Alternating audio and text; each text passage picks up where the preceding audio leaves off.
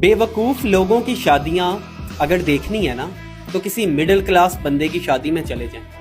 शादी पे लाखों रुपए का जेवर बनाया जाता है जो कि शादी के अगले दिन ही संदूक में संभाल के रख दिया जाता है। हम मिडिल क्लास लोग इतने बेवकूफ़ होते हैं कि हम सारी जिंदगी मोटरसाइकिल चलाते हैं लेकिन अपनी शादी पे महंगी गाड़ियां किराए पे बुक करवा लेते हैं और शादी के अगले दिन फिर वही दूल्हा और दुल्हन उसी मोटरसाइकिल पे धूल खा रहे होते हैं पूरे जमाने की। हम मिडिल क्लास लोग अपनी शादी पे इतनी तो फजूल खर्ची कर ही लेते हैं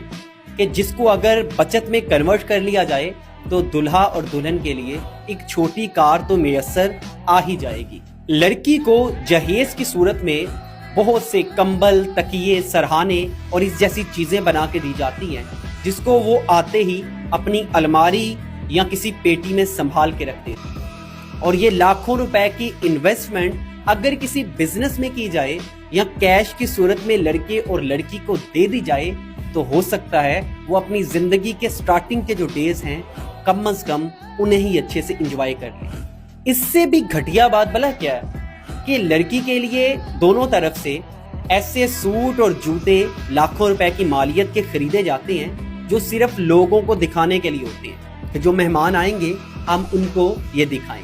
और वक्त गुजरने के साथ वो चीजें आउटडेटेड हो जाती हैं, वो फैशन खत्म हो जाता है और वो चीजें, वो लाखों रुपया ऐसे ही जाया हो जाता है। लेकिन हम मिडिल क्लास लोगों से जब पूछा जाए ना कि तुम अपनी मैरिड लाइफ में खुश क्यों नहीं हो तो उनका एक ही जवाब आता है, मेरे पास पैसे नहीं,